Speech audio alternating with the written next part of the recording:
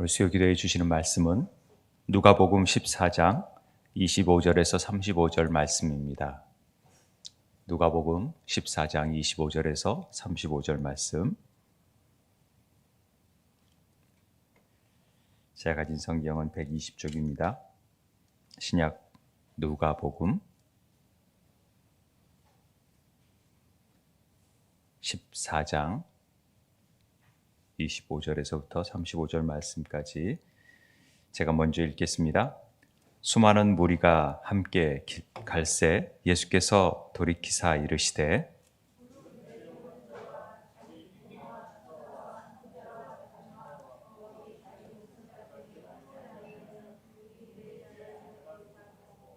누구든지 자기 십자가를 지고 나를 따르지 않는 자도 능히 내 제자가 되지 못하리라.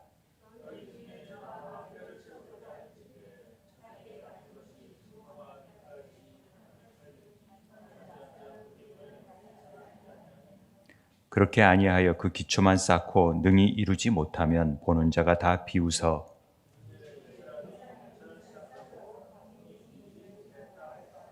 또 어떤 사람이 다른 임금과 싸우러 갈 때에 먼저 앉아 1만 명으로서 저 2만 명을 거느리고 오는 자를 대적할 수 있을까 헤아리지 아니하겠느냐.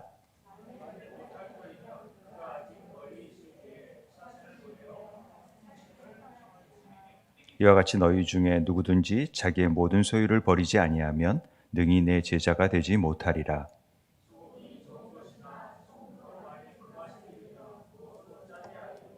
땅에도 걸음에도 쓸데없어 내버리느니라. 들을 귀가 있는 자는 들을지어다 하시니라. 아멘. 우리가 지금 수요 기도회 때는 구원의 절기에 대해서 살펴보고 있습니다. 다소 생소하게 왜 절기를 수요 기도회 때 하시나 이렇게 여기는 분들이 있을 터인데, 이 절기, 우리가 1년 동안에 되어지는 삶 속에서 구원을 이루시는 하나님의 그 놀라운 신비와 계획을 안다면 우리가 조금씩 하나님의 우리를 향한 하나님의 계획하심을 더 분명히 알 수 있고 구원의 감격과 우리를 구원하신 하나님의 뜻이 무엇인지를 알아야지만이 우리가 이 땅에서 무엇을 해야 될지에 대한 분명한 생각들이 잡혀지게 되기 때문에 이 구원의 절기를 묵상하는 일은 굉장히 우리에게 중요한 일입니다. 그런데 이런 구원의 계획들을 수요 기도회 때 하다 보면은 일주일 혹은 2주일 간혹 제가 수요 예배를 뛰는 적이 있다 보니까 이게 연결하여서 생각하기라는 것은 우리 성도님들이 참 어렵습니다. 그래서 지난주에 설교가 뭐였지? 그걸 알고 다음에는 이런 설교를 통해서 이렇게 구원의 신비를 우리가 깨달아가고 우리가 지금 하나님 나라의 절기들을 배우잖아요. 지금 전체적으로 이게 좀 약이 없나 본데 하나님 나라의 어떤 부분, 그 다음에 우리가 절기를 성육신, 십자가, 부활, 승천, 그 다음에 성령 강림주의를 통해서 우리가 쭉 이렇게 지금 배우고 있는데요. 사실 모퉁이 돌신 예수 그리스도의 반석 되신 그 위에 성육신의 절기, 또 하나님 나라의 절기가 연결되어져서 예수로 함께 죽고 살고 또 일어나고 보좌 앞에 또 우리가 함께 그리스도 안에 거하는 일들을 우리가 매일 이뤄가는데 잘 안 보이시지만은 이 십자가, 부활절, 승천절, 성령 강림절, 장막절이 6월절, 초실절, 40일, 오순절, 초막절로 연결되어져서 전체적인 구원의 1년치 역사가 이루어지는 것이죠. 절기적으로는 하나님 나라의 절기가 10주 정도 되고요. 성육신의 절기가 6주. 지금은 성육신 절기거든요. 우리가 이제 금식하면서 성육신의 절기를 묵상하는 건데 성육신 절기 축일 한 달 반 동안 그 다음에 성육신 절기와 구원 절기가 겹쳐지는 절기를 하고 십자가의 사순절 절기가 준비되고 성주간이 되고 부활주일, 승천, 성령 절기, 선교의 절기, 그 다음에 하늘과의 동반자 관계의 절기, 종말론적인 시기 2주를 거쳐서 다시 하나님 절기로 넘어가게 되거든요. 그게 이제 1년에 우리 구원의 절기 가운데 초대교회가 이루었던 하나의 그 절기를 통해서 구원을 알아가는 일입니다. 그래서 이 흐름을 잡는 것은 굉장히 중요한 부분이거든요. 지금 우리가 하나님 나라의 성육신의 절기에 대해서 묵상하고 있는데, 왜 하나님 나라의 절기를 통해서 또 성육신의 절기를 통해서 우리가 어떻게 나아가야 될 것인가, 하나님 나라를 어떻게 침노해 가며 하나님 나라를 내 것으로 만드는 어떤 싸움을 우리가 경주해야 되는 건지, 믿음의 선한 싸움을 어떻게 싸워야 되는 것인지를, 그 방법이 뭐냐, 이런 것들이 우리가 이런 구원의 절기를 통해서 깨닫게 되고 알게 되는 어떤 일입니다. 여러분들이 어떤 생각이 나든 안 나든 꼭 붙잡고 가야 되는 것은 지속적으로 일관되게 이 일들을 이루어야 된다는 것입니다. 구원의 절기 가운데 중요한 단어 하나가 일관성입니다. 뭐가 됐든 안 됐든 꾸준히 그냥 말씀을 1년 동안에 읽는 것처럼 읽어야 되는 거거든요. 제가 보니까 제가 강조를 안 해서 그런 거지만은 우리 교회에서 통독하는 것은 사실은 너무나 기본적인 일이고 반드시 해야 될 일이거든요.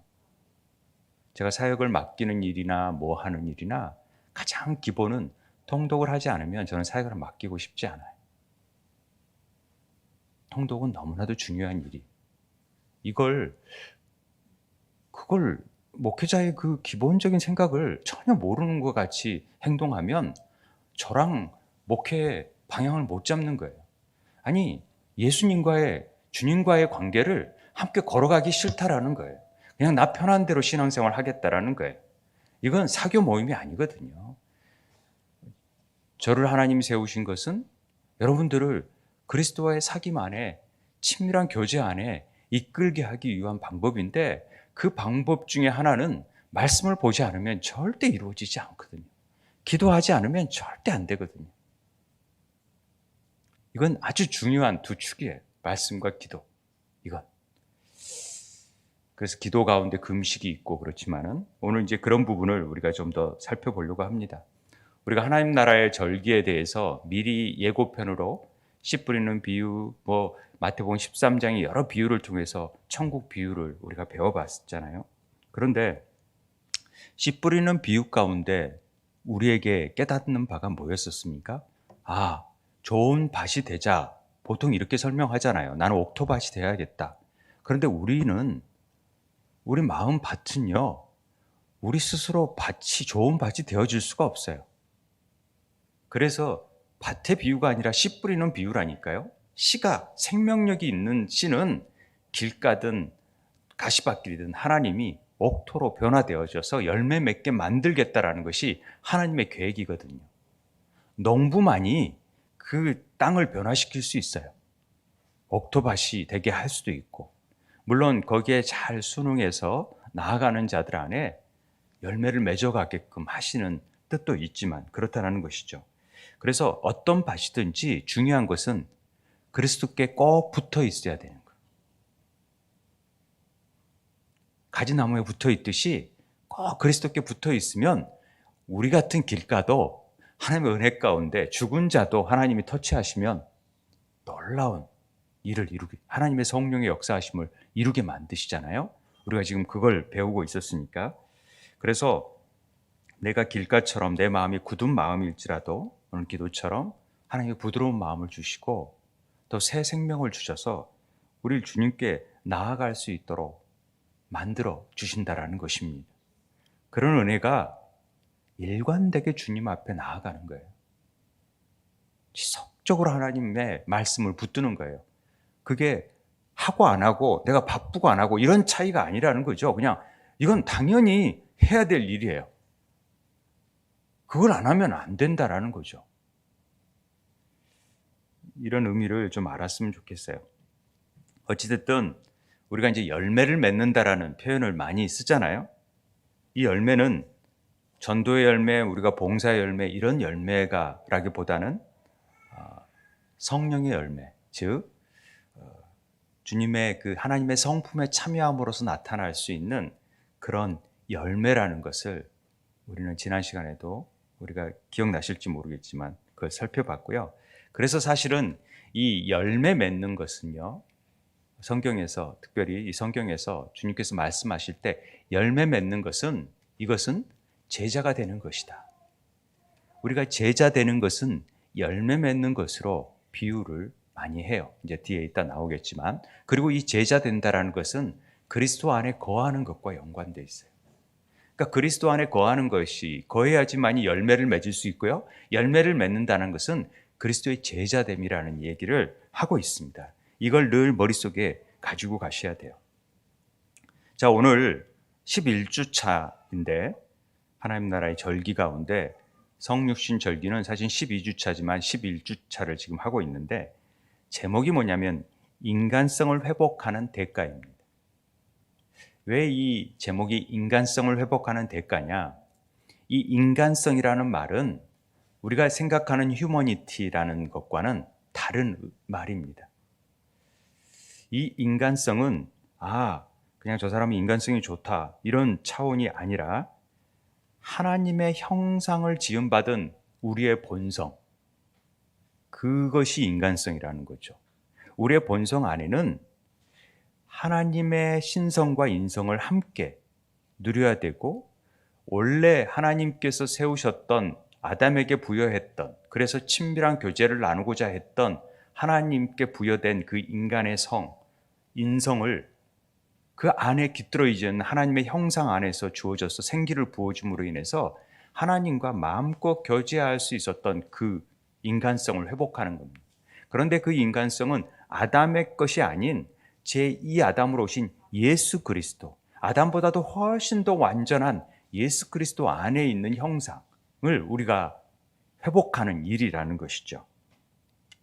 그래서 이 인간성이란 말을 굳이 쓰냐면은 예수님이 온전하신 하나님이시면서 온전하고 완전한 인간이라는 것을 강조하기 위해서 인간성을 회복하자는 얘기를 쓰는 것입니다. 우리는 성육신 하면은 당연히 성육신, 말씀이 육신이 되셔서 오신 예수 그리스도를 굉장히 얘기합니다. 사실 그게 기본적인 우리의 개념이죠. 그래서 종의 형체를 입고 이 땅에 오신 그분, 그래서 이제 성탄절을 통해서 그분이 말씀으로 오신 성탄절 절기를 우리가 준비하기 위해서 지금 성육신 절기의 의미들을 묵상하고 있지 않습니까? 그런데 예수 그리스도의 성육신은 이 땅에서 하나님의 성육신 하신 삶 전체를 포함하고 마리아가 말씀대로 내게 이루어지이다 이런 말씀 하잖아요. 마리아가 주의 여종이오니 말씀대로 내게 이루어지이다. 그 말씀이 이루어지는, 말씀이 육신이 돼서 이 땅에 오신 그 의미가 마리아를 통해서 이루어졌다라는 것은 성령님께서 그녀의 태 안에서 태아가 생기게 하고 그분의 육의 인성을 취하셔서 하나님이신 그 아들의 신성과 연합하게 하신 그 순간부터 그분이 이 땅에서의 모든 삶 그리고 승천할 때까지를 포함해서 보통 성육신이라고 얘기를 합니다. 그렇지 않아요? 대부분 성육신 하면 그렇게 마리아가 잉태해서 이 땅에 오신, 그리고 승천하셔서 죽으시고 승천하실 때까지의 의미를 생각하기 쉬운데, 하지만 초대교회 교부들은 이 성육신의 의미들을 훨씬 넓게 잡았다라는 거죠. 제가 이번에 묵상하면서 깨달은 부분은 바로 이 부분입니다. 성육신의 문제가 그저 우리가 말씀이 육신이 돼서 예수님이 태어나신 때뿐만이 아니라 훨씬 이전에 창조 때부터 하나님은 아담을 통해서도 성육신의 의미가 뭔지를 보여주고 계셨다라는 것이죠. 그래서 제1아담, 제2아담이 되어지는 것입니다. 그래서 십자가의 죽으심만이 성육신을 새롭게 하는 의미가 아니라 벌써 창세 전부터 만세 전부터 우리를 향한 여자의 후손을 통하여서 낳게 하시는 하나님의 놀라운 계획하심은 이미 성육신을 이루시고 있다라는 그 마음 안에 이미 갖추어져 있다라는 것이죠. 이건 사실 놀라운 일입니다. 하나님께서 구원의 경륜을 이루기 위해서 만세 전부터 이미 아담의 범죄를 아셨고 전부 다 아시고 그 문제를 해결하기 위해서 그 구원을 이루시기 위해서 여자의 후손을 통해서만 우리 같은 인성을 가지고 또 완전한 신성을 가지면서 그 삶 속에서 이루어지는 그 성육신의 놀라운 일들을 통하여 나타나는 거죠. 그러니까 예수님의 십자가의 죽으심뿐만 아니라 그분이 하나님이 종의 형체를 입는 것 자체는 십자가의 고통보다도 더 견디기 어려운 고난이었다라는 것이죠. 그러니까 벌써 성육신의 의미가 거기에서 십자가의 의미가 보다도 더 큰 의미가 성육신의 의미 가운데 있다라는 것입니다. 이 개념이 있어야지만이 우리를 구원하신 하나님의 섭리가 뭔지, 여자의 후손을 통해서 왜 이렇게 아브라함과 또 사라와 또 이 한나 또 사가랴 이런 사람들이 애를 못 낳는 이유, 태를 닫았고 왜 태를 여심으로써 이 자녀들을 통한 하나님의 계획하심이 뭔지 이런 의미들을 잉태하는 기쁨과 그 자녀의 의미들을 알 수가 있어요. 성육신을 깨닫지 못하면, 마리아를 통해서 이루시는 하나님의 뜻을 깨닫지 못하면 성육신의 의미를 모르는 것이고, 그러다 보면은 이 성육신의 개념이 들어오기 시작하는 순간부터 이젠 우리 같은 존재도 성령의 하나님의 영을 받기 시작하면 우리 안에서 이루시는, 우리도 신의 성품에 참여할 수 있는 놀라운 일들이 이루어진다라는 성육신의 놀라운 신비가 이 가운데 나타나는 것입니다. 그러니까 구원을 통해서 우리는 삼위일체 하나님과의 친밀한 교제를 이룰 수 있다는 것은 가볍게 생각할 것이 아니라 우리가 하나님과 같이 교제를 하고 그분의 성품에 참여해서 그분의 행하시는 일을 행한다? 이건 엄청난 일이라는 것이죠. 이보다 더 큰 일이 어디 있어요? 그런데 그냥 조잘한 일에 진짜 아이들이 사탕 하나 쥐어주고 이런 일에 막 빼앗기면 울고 이거 달라고 소리 지르고 기도하고 이런 게 중요한 게 아니라 하나님의 구원을 이루는 그 놀라운 의미를 깨달아가고 나아가는 것이 이 영적으로 성장하는 부분이라는 것입니다. 그래서 우리가 부모님에게서 물려받은 몸이 예수님이 가지신 종의 형체와 다를 바 없다라는 것, 그리고 그 종의 형체를 가지신 그분은 우리 안에 또 다른 신성으로서 자리 잡을 수 있다라는 것, 이것을 우리는 기억해야 된다라는 것입니다. 누가복음 1장을 보면은요, 4가지 사건이 등장하는데 놀라운 아름다운 복음서가 사건들이 등장하고 있습니다. 어떻게 하나님의 마음이 있고 어떻게 성육신이 처음부터 그분의 긍휼하심과 사랑의 마음속에 있었는지를 깨달아갈 수 있게끔 돼. 성육신 절기에 누가복음은 굉장히 우리에게 성육신의 신비를 깨달아줄 수 있고 풍성함을 알려주는 본문이 되어져요. 어찌됐든 여러분들이 시간이 나면 누가복음 1장을 잘 묵상해 보면 좋겠습니다. 자, 우리는 우리의 인간성이 회복되어야 된다, 이런 얘기를 하고 있습니다. 이 말은 우리의 생각과 마음, 또 그리스도께서 우리 안에 형성하실 수 있도록 아까 얘기한 대로 우리 속사람이 세워지는 거예요. 그래서 마치 그분께서 우리 안에 계시고 우리가 그분 안에 있는 것 같이 그분과 함께 참여하는 자가 되어지는 거예요. 하늘의 뜻을 이 땅에서 펼쳐 보이는 자가 되어지는 거예요. 이건 놀라운 일 아닙니까? 예수님께서 우리 안에서 하나가 되셨고 우리는 그 삼위일체이신 그분 안에서 하나가 되어지는 거죠. 그 예수님의 그 요한복음 17장에 아버지와 내가 하나 된 것처럼 저들도 내가 하나 되길 원한다라는 그 기도의 모든 지상적 기도의 목표가 거기에 있는 것이죠. 그래서 우리의 인성이 회복돼야 된다. 신성과 인성이 연합되어 있는 그 인간의 성이 회복돼야 된다라는 것을 말하고 있습니다. 이 말은 다시 하면 그분과 연합하고 그분과 진정한 사귐이 일어나야 된다, 이런 얘기를 하는 거예요. 그냥 단순히 우리가 기도하면 뭐 능력받고 이런 게 아니라 그분의 뜻하심이 뭔지, 그분이 우리 삶을 통해서 뭘 원하시는지 그걸 늘 묵상하고 그걸 내어드리고 우리 기도 가운데 그분이 일하실 수 있는 삶이 될 수 있도록 해야 됩니다. 그런데 이게 쉽게 되어지지 않습니다. 인간성을 회복하기 위한 대가가 되어 있죠. 대가가 있다라는 것이죠. 대가가 따릅니다.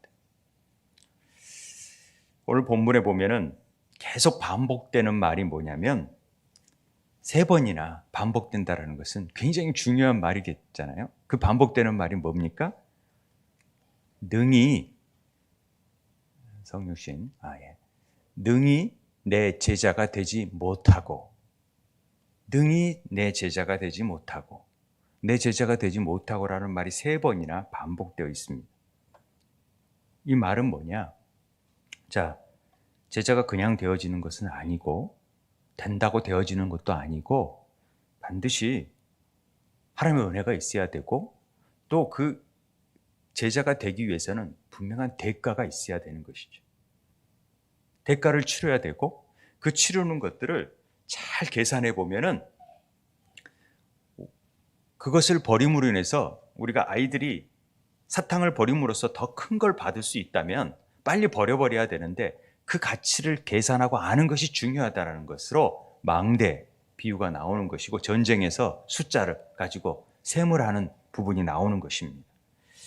어찌됐든 우리가 제자가 되지 못한다라는 말은 열매를 맺지 못한다, 그리스도 안에 거하지 못한다라는 말하고 같다고 그랬으니까 우리가 함부로 그리스도 안에 거하지 못해요.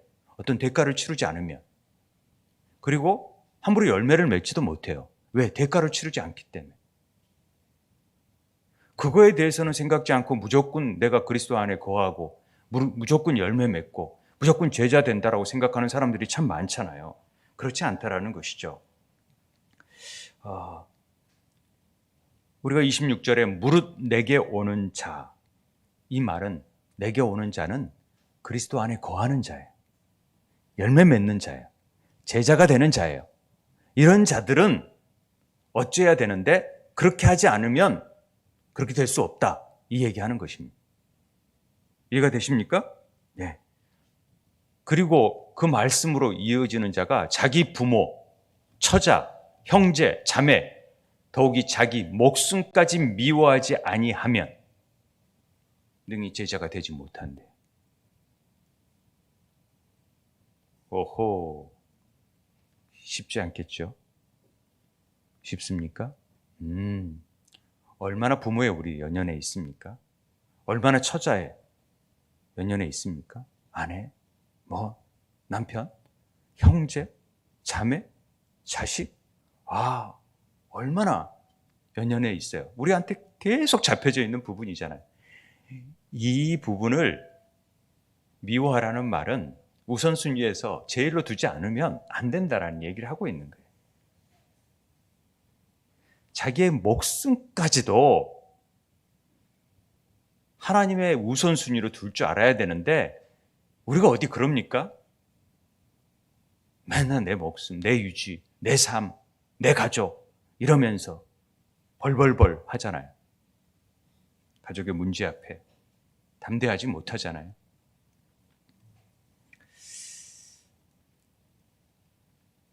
우리가 내 제자가 되지 못한다. 아까 열매를 맺지 못한다. 또 그리스도 안에 거하지 못한다라는 본문의 말씀을 하나만 보자면 요한복음 15장 7절 8절에 너희가 내 안에 거하고 내 말이 너희 안에 거하면 무엇이든지 원하는 대로 구하라. 그리하면 이루리라. 거하고 너희가 열매를 많이 맺으면 내 아버지께서 영광을 받으시고 너희는 내 제자가 되리라. 이 열매를 맺는 것은 제자가 되는 일이고요. 그것은 결과적으로 예수 그리스도 안에 거하는 일이라는 것을 지금 설명하고 있는 본문이잖아요. 그러니까 그렇게 개념을 알고 계시면 좋다라는 거죠. 그러면 오늘 많은 무리들이 지금 찾아옵니다. 예수님을 따라와요. 그런데 그 따라온 무리들에게 다 예수님의 제자가 되고 싶어 하고 예수님을 본받고 싶어 하고 그런 사람들이 많이 따라오셨는데 그런 사람들을 향해서 주님 예수님께서 무릇 내게 오는 자가 자기 부모와 처자와 형제와 자매와 더욱이 자기 목숨까지 미워하지면 능히 제자가 되지 못한다. 이것만 했으면 되는데 또 두 가지를 더 얘기해요. 능히 자기 십자가를 지고 나를 따르지 않는 자도 능히 내 제자가 되지 못한다. 야, 이 첫 번째 것도 참 힘든데 두 번째 것, 자기 십자가를, 그 당시에 십자가를 진다라는 것은요, 그들 생각에서는 이 끔찍한 사형수의 틀이잖아요. 형벌을 받는. 그래서 감히 그걸 질다고 생각하는 사람들이 있었을까요? 우리가 이제 자기 십자가니까 그 의미를 잘 알지만은 그 당시에 그 사람들이 자기 십자가를 지고 나를 따르지 않는 사람, 예수님이 십자가를 지고 이 얘기를 하지도 않았, 십자가를 지는 사건을 보이지도 않았지만은 자기 십자가를 진다라는 얘기가 이게 쉬운 일이겠냐고요. 굉장히 이건 제자가 되는 일이 이거 보통 일이 아니겠구나라고 생각하지 않겠습니까? 우리 자기 십자가의 의미를 잘 알잖아요. 자기 십자가는 뭐라 그랬어요? 자기를 부인하고 자기 십자가를 진다라는 것은 내 기분이나 내 삶의 원칙대로 내가 원하는 바대로 이렇게 사는 것이 아니라 오직 말씀의 기준이 되어져서 그 말씀 앞에 내가 하고자 하는 바, 내가 뜻하는 바들을 내려놓고 그분의 말씀 앞에 철저히 순종하는 삶을 사는 것이 자기를 부인하는 삶이고, 그 삶을 따라가고자 내가 나의 삶에 있어서 치러야 될 대가들을 철저히, 나를 버려야 될 것들을 제거하는 일들을 하는 것이 자기 십자가를 지는 일이라는 얘기를 하지 않았습니까? 누가 예수님처럼 십자가를 질 수 있어요? 없죠. 그러나 예수님이 지신 십자가의 은혜 때문에 내가 존재하고, 우리는 예수님처럼 십자가를 지는 존재가 아니라 예수님이 지신 십자가의 은혜로 살아가는 사람이라는 것을 증명해내는 거예요. 우리는 그저 예수님이 십자가를 이루신 은혜를 누리는 자라는 것을 막 얘기하는 것 자체가 십자가를 질 수 있는 존재라는 사실입니다. 그래서 자기 십자가를 진다라는 것은 이미 십자가에서 이룬 일들을 믿는 믿음 안에서 새롭게 된 자들이 자기에게 맡겨진 주님의 뜻인 십자가를 지고 주님이 가신 길을, 그 좁은 길을 향해 나아갈 수 있고 나아간다라는 것을 말씀하시는 거죠. 이 좁은 길을 가고 가시밭길을 가는 것이 쉬운 일이 아니에요. 예수 믿으면 우리 다 그렇잖아요. 복 받고 삼중 축복, 오중 복음 해가지고 막 부자 되고 다 잘 살고 막 이렇게 된다라고 얘기를 했지만은 그게 그 의도하고는 변질되어져서 다소 그냥 세상적인 복을 누리는 걸로 여겨졌지만은, 그래서 그 복음이 잘못 전해져는 대표적인 예 아닙니까? 우리 십자가의 삶 자체는요, 이 땅의 복을 누리는 삶이 아니잖아요. 그래서 더 이 땅의 가치가 아니라 하늘의 가치를 바라보고 나아가는 존재들이에요. 이 땅의 가치하고는 비교할 수 없는 그 부스러기 같은 것들을 탐내는 게 아니라 하늘의 영광을 바라보며 나아가는 자들이 되기 때문에 우리는 그 좁은 길을 가는 것이죠. 그리고 십자가의 그 부끄러움을 우리가 참을 수 있는 거죠. 그 앞에 있는 영광과 그 기쁜 일들을 보고. 어찌됐든 대가가 있어야 돼요. 자기 것을 버려야 돼요. 자기를 부인하는 삶을 살아야 돼요. 자기 십자가를 지는 삶을 살아야 된다. 그랬을 때 하나님은 놀라운 보상을 해주신다라는 거죠. 이 제자가 되는 일이 쉬운 일, 열매 맺는 일이 간단한 일입니까? 많은 수고와 노력이 있어야 되는 거죠. 농부에. 세 번째로, 여기까지도 되는데 세 번째는 자기의 모든 소유를 버리지 아니하면 능히 제자가 되지 못한다. 이런 얘기했어요. 소유를 버리라는 거죠. 소유를. 이건 자기도 버리는데 소유 버리는 건 문제가 안 되겠습니까? 그런데 우리 안에는 내 거 버리지 못해가지고 내 거에 대한 집착 때문에 얼마나 많은 일들이 일어난지 몰라요. 이 소유를, 자기 모든 소유를 가지고 있고 싶어 하잖아요. 제자 될 사람 누가 있을 것 같아요? 없을 것 같죠? 그런데 또 소금이 좋은 것이나 소금도 만일 그 맛을 잃으면 무엇으로 짜게 하리요? 소금이 맛을 잃어버리면 그냥 다 버려버리는 거죠. 이런 일들을 이루지 못하면 아무 쓸모가 없어요. 버려버리는 거예요. 들을 귀가 있는 자는 들을지어다. 주님께서 이렇게 말씀하십니다.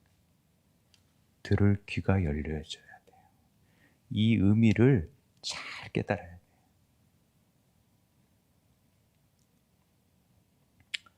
제자 되는 것, 예수님 그리스도 안에 거하는 것, 열매 맺는 삶, 녹록치 않아요. 근데 이게 성육신과 무슨 연관이 있어요? 아주 연관이 있죠. 이 본문이 왜 성육신과 연관이 있냐면요. 그 성육신을 이해하기 위한 가장 키워드, 핵심어가 뭐냐면 바로 비움이, 채움이 아니라 비우다. 비우는 일을 해야 돼. 우리 안에 있는 것을 비울 줄 알아야 채워져요. 빌립보서 2장 5절에 7절이 성육신의 아주 중요한 말씀이잖아요. 너희 안에 이 마음을 품으라고 그리스도 예수의 마음이니 그는 근본 하나님의 본체시나 하나님과 동등됨을 취할 것으로 여기지 아니하시고 오히려 자기를 비워 종의 형체를 가지사 사람들과 같이 되셨다.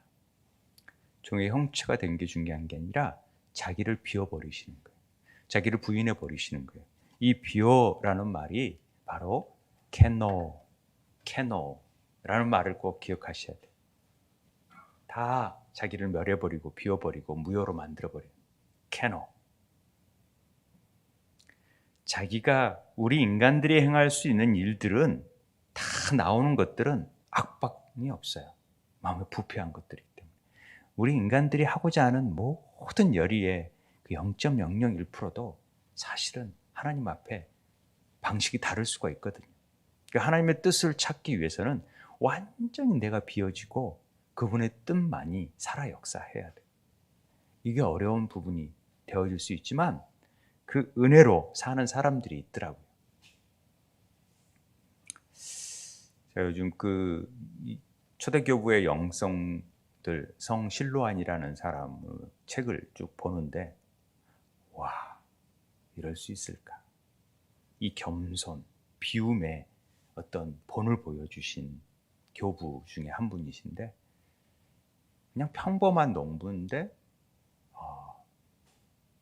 자기의 삶은 지옥과 같은 삶이고 그 지옥과 같은 삶 속에서 자기를 완전히 내려놓음으로 인해서 그 하나님의 겸손을 실천하신 대표적인 분이신데 다음에 소개할 수 있었으면 좋겠고요.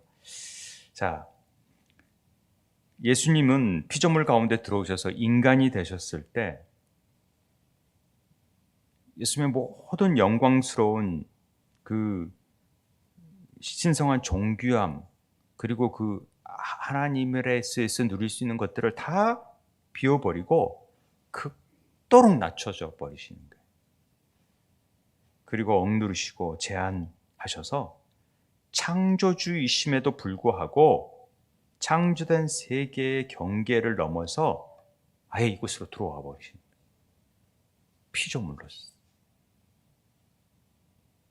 이렇게 자신을 비우신 그리스도께서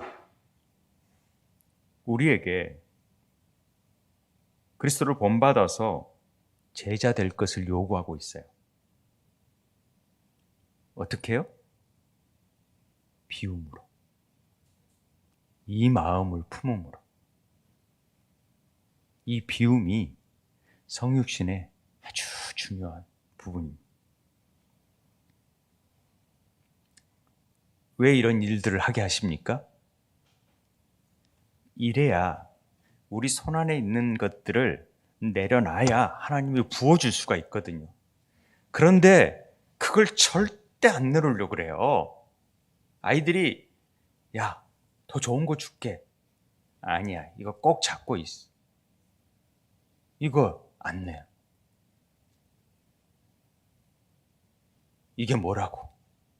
이건 내려놓으면 더 많은 것을 주는데 그걸 믿지 못해요. 계산하지 못해요. 예수님께서 그거 비워지면 하나님과 같은 성품에 참여할 수 있는, 그래서 우리 안에 진정한 진리 안에서 자유함이 뭔지, 하나님의 성령의 열매를 통하여서 누리는 것들을 누려질 수 있거든요. 그래? 인내하고 겸손하고 온유하고. 근데 이게 안 된다라는 거죠. 하나님은 그냥 빨리 천국으로 데려가고 싶은데 이 땅 안에서도 그것을 누리는 자들을 통하여 이 땅 안에서도 하나님 나라를 경험하고 그리스도와 같은 제자된 사람을 찾고 있어요. 그래서 하나님 나라를 위에만 뿐만 아니라 이 땅에서 확장하고 싶은 하나님의 열망이 있는 거예요. 그래서 우리를 이곳에 두고 있는 거예요. 부르시면 소망 안에서 우리를 부르시고 그 일을 이루시고자 하는 거예요. 그래서 제자 삼으라 말하고 있는 거예요. 근데 하늘에 우리는 가치를 몰라요. 그냥 이것만 달라 그러고 이거 안 주고 이거 줘야지 내가 뭔가 행복할 것 같고, 그런데 진짜 행복을 모르는 거죠. 그래서 대가를 치르려고 안 해요. 그 대가가 훨씬 감추인 보화를 얻을 수 있는, 그걸 놓으면은 그걸 주고 감추인 보화를 살 수도 있는 건데 그걸 못한다라는 거죠. 보지 못하고 듣지 못하고 깨닫지 못해요. 이 비우는 일을 못해요. 잘 보지 못했기 때문에. 우리 부모들이 그걸 가르쳐줘야 되는데 자녀들에게 그걸 가르쳐주지 못하고 자녀들한테 이거 착 잡으면 절대 놓지 말라고 그렇게 교육하고 있어요. 그 별 볼 일 없는 가치를 가지고, 이야, 권력을 잡고 돈을 잡고 이걸 잡아라, 세상적인 것들. 그걸 내려놓고 하늘의 가치를 잡으라고 가르쳐줘야 되는데 그걸 못한다라는 것이죠. 이 세 가지, 가족, 자기 목숨, 자기 십자가를, 자기 소유를,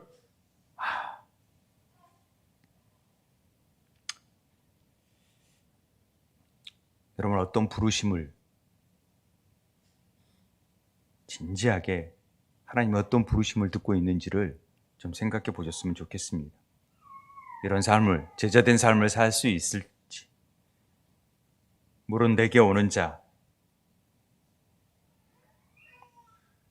예수 그리스도의 생명에 가까이 오도록 하는 하나님의 부르심이 있잖아요. 내게 오는 자, 부르심 있는 자가, 그 부르심은 찾아오심이거든. 찾아오셔서 내게 오려거든. 그런데 이렇게 안 하면 내 제자가 되지 못한다. 예수님은요, 우리 모두가 다 그런 하나님과의 친밀함을 갖게 되기를 원하세요. 그리고 가까이 있는 사람에게 더 그런 요구를 하시는 거죠.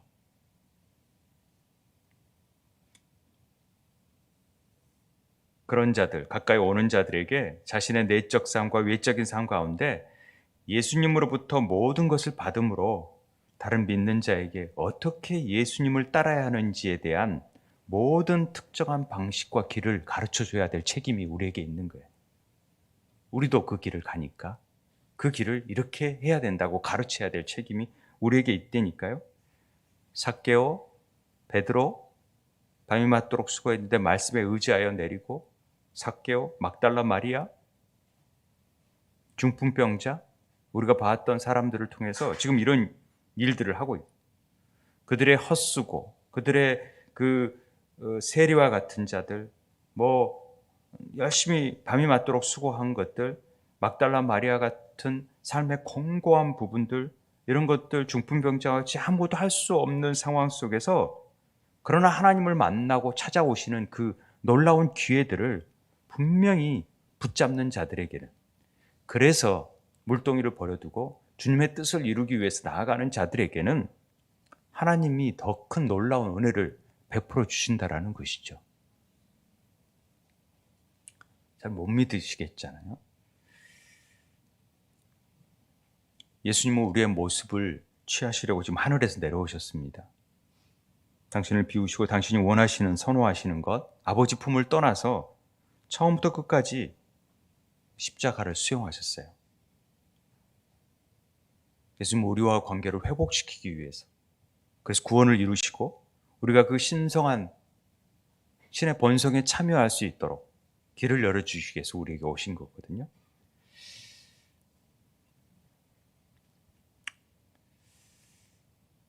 그래서 우리가 이걸 회복해야 나아가는 것이 참 중요합니다.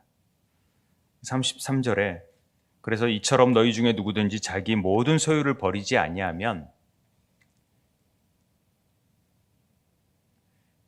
안 되는 거죠. 그래서 우리에게는 28절 32절에 나온 두 망대를 만드는 건설하는 것과 싸움을 앞둔 사람이 군대의 숫자를 세는 것, 건축하는데 비용을 계산하는 것, 이 얘기를 하고 일종의 셈을 해보자는 거죠. 예수 그리스도께서 이렇게 말씀하시는 거예요. 현재 내 삶에서 내가 찾고 구하는 것이 영생이라는 것을 이해해야 된다. 내가 내 안에 거하고 내 안에 형성되고 너와 연합하도록 나를 구하는 것이다. 너는 또한 나의 성령을 통해 나의 아버지와 연합되게 될 것이다. 내가 원하고 구하는 것은 이 세상의 언어를 빌려서 말하자면 대가가 비용이 있다는 것을 알아야 한다. 그러나 내 갈망의 열매와 결실은 그 모든 희생을 할 가치가 있는 것이다. 그리고 그것은 내가 단 한 번만 하고 잊어버리는 것이 아니라 지금부터 계속 그런 방식으로, 그런 모습으로 살아가야 된다. 이 얘기를 하시는 겁니다. 이게 골자예요. 끊임없이 일관성 있게 지속적으로 그 일들을 이루어가는 거죠. 왜? 하나님 나라의 영생의 가치를 우리가 알잖아요. 그것을 계산해 보세요. 그래 보면은요, 뭘 더 버려야 되고 뭘 얻어야 될지, 뭐가 더 소중한지를 믿음의 눈으로 보라는 것이죠.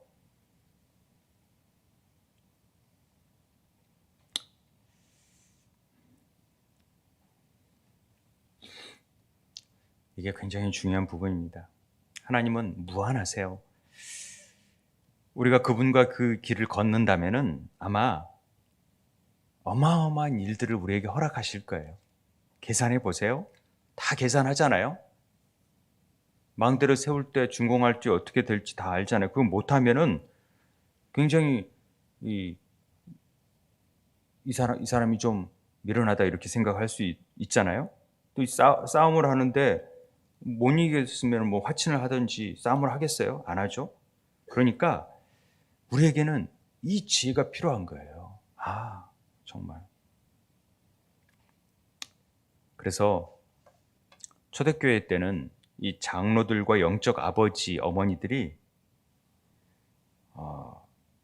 굉장히 중요하게 여겼어요. 그 장로들, 영적 아비, 어머니들을 귀하게 여겼어요. 왜냐하면 그들을 통해서 이 대가와 비용을 세는 원리를 젊은 세대에게 가르쳐 준 거거든요. 내가 뭘 하고 막 수도하고 또 힘없이 말씀 안에 구하는 것을 통해서 얻어지는 것들이 뭔지를 젊은 사람들이, 자녀들이 뭔지 알거든요. 그게. 그 가치가 뭔지를.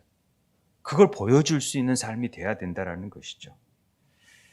그런데 그걸 알려주지 못하는 시대가 되면서부터 믿음의 수준들이 훅 떨어져 버렸어요. 그냥 애들처럼 그런 신앙생활 하는 거예요. 성경 안 읽고 기도 안 하고 그냥 뭐 그런 거에 일관되게 하나님의 그 대가를 치르면서 행하는 일들, 누가 나와서 매일매일 새벽 저녁 기도하는 것이 뭐가 그렇게 집에서 TV 보고 그런 게 훨씬 낫지. 그런 대가 안 치룰래요. 그러면서도 은혜는 다 받고 싶어하고 성령의 능력은 받고 싶어 하잖아요. 천만에요. 영적 아비들이, 장로들이 이런 일들에 가르쳐 줘야 돼. 이거 교회. 그래, 내가 지금 이것을 포기할 수 있겠어? 아니야, 난 지금 이 단계로 나아가기 위해서 아직은 준비가 되지 않았어. 이런 마음의 결정들을 행해야 돼요. 그리고 뭘 행해야 될까? 은혜가 우리 마음 안에 다가올 때 우리는 그분께 뭘 바라볼지를 알아야 돼. 이걸 결단해야 돼요. 그래서 히브리서의 말씀을 왜 빠졌지? 믿음의 주요 온전케 하신 예수를 바라보자. 그는 그 앞에 있는 기쁨을 위하여 십자가를 참으시고 부끄러움을 개의치 아니하시더니 하나님 보좌 우편에 앉으셨느니라. 우리의 삶이 이렇게 돼야 돼. 그 앞에 있는 기쁨, 그 보좌의 우편에 앉을 수 있는 그 우리의 그 놀라운 것을 위해서 우리의 삶에 있어서의 그 수치 또 안 좋은 것들을 견뎌내고 이겨낼 수 있는 삶이 돼야 된다는 것이죠. 마지막으로 우리는 더 소중한 것을 찾고 구하고 있기 때문에 우리 삶에 필요한 것들을 버리는 일이 중요한 거예요. 원대한 가치를 위해서 우리 삶에 버려야 될 것들이, 비워야 될 것들이 뭔지에 대해서 고민할 줄 알아요. 내 가치 안에서 뭘 버려야 되고 뭘 비워야 되는지. 그래야 하늘의 가치가 우리 안에 채워지죠. 끊임없이 예수를 바라보고 그분의 말씀 안에 거하고 기도를 통해서 그분과 교류하고 이런 삶이 필요하다는 것입니다. 오늘 우리의 위를 비우든 뇌를 비우든 이 비움에 있어서요 가장 좋은 방법이 뭐냐고 이제 질문 같은 걸 해요. 저희들 목회자들끼리 모이면서 어떻게 비울까? 그랬더니 아테보 신부님이 그 얘기를 했어요. 금식이 가장 좋습니다. 금식해 보십시오. 그러면 삶의 욕망 이런 것들을 하나하나 내려놓을 수 있는 놀라운 능력이 나타납니다. 그 얘기를 하더라고. 그래서 성육신 기간에 금식하는 거예요. 미디어 금식, 또 위를 비우는 금식, 뇌를 비우는 금식, 각자가 행할 수 있는 금식을 한 가지씩 해봐요. 저도 지금 계속 아침 금식을 하고 있어요. 12시 넘어서는 이제 식사를 합니다만은 초대교회에서는 새벽 3시부터 일어나 기도하고 그러는데 그 기간이 굉장히 길잖아요. 그리고 우리는 늦게 일어나는 사람 12시까지는 그렇게 어렵지 않은데 그런 작은 일에서부터 시작을 해보는 것이 중요합니다. 아무튼 우리 함께 기도했으면 좋겠어요. 우리 안에 정말 아직도 많은 것들이 담겨져 있어서 하나님의 역사가 일어나지 못하고 그 은혜를 누리지 못하잖아요. 우리가 쥐고 있는 것들을 좀 내려놓고 정말 하늘의 것들을 받을 수 있는 그런 심령들이 되게 해달라고 함께 기도했으면 좋겠습니다. 기도하겠습니다.